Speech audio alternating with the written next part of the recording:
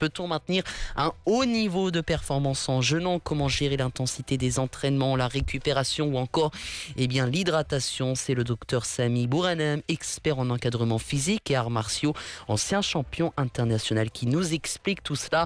Il répondait bien entendu aux questions de Mohamed Amimi. Il faut comprendre que le corps change de carburant pendant le mois de Ramadan. Comme il n'y a ni sucre ni eau dans la journée, l'énergie baisse forcément un peu, surtout pour l'explosivité. Alors le vrai défi, c'est la déshydratation qui fatigue beaucoup de paramètres dans le corps, surtout la concentration. Mais le corps est une machine incroyable. Il s'adapte en allant puiser dans les graisses, il creuse dans nos graisses. Ce qui n'est pas une chute libre de la performance, c'est un ajustement. Si on gère bien l'eau, le sommeil, surtout le sommeil le soir pendant ce mois sacré, on peut rester à un très haut niveau, voire un haut niveau sans souci.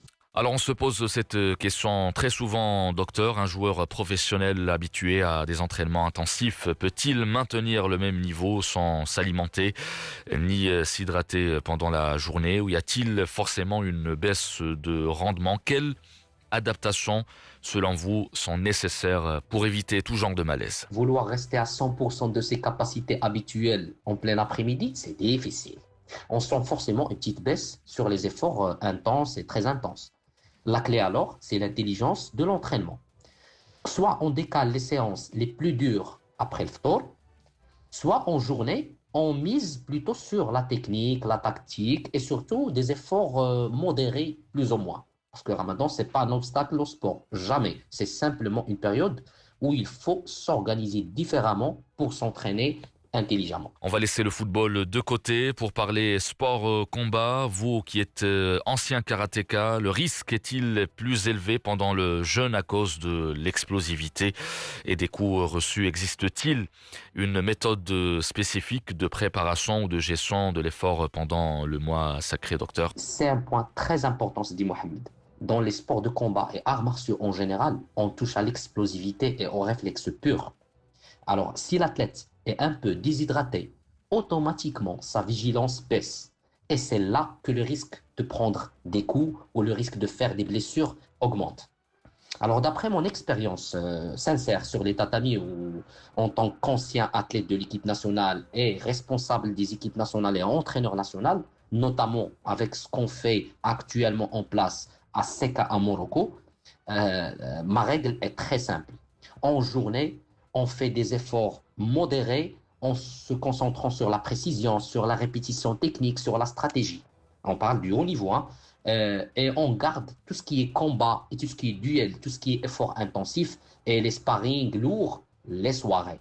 Une fois que le corps est réhydraté, le corps est bien prêt, plus ou moins, et on privilégie la sécurité sans sacrifier la qualité.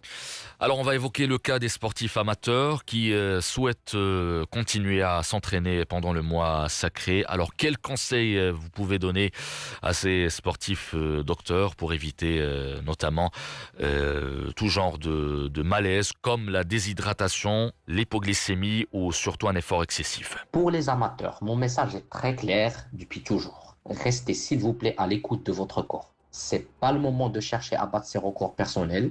Il faut viser l'entretien, pas la performance maximale. Si on choisit de s'entraîner juste avant le ftour, la séance doit impérativement être courte et modérée. Que ce soit pour de l'athlétisme, sport ou arts martiaux, etc.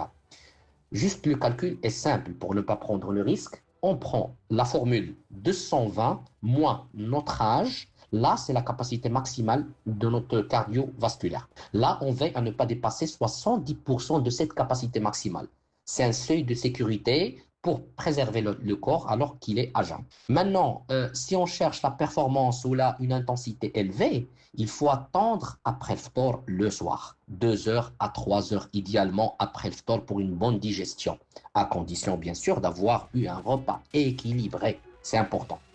Le corps a retrouvé son énergie et on peut envoyer vraiment une séance beaucoup plus forte. En résumé, avant le ftour pour le maintien, pour un maintien léger plutôt, et après le ftour pour l'effort intense.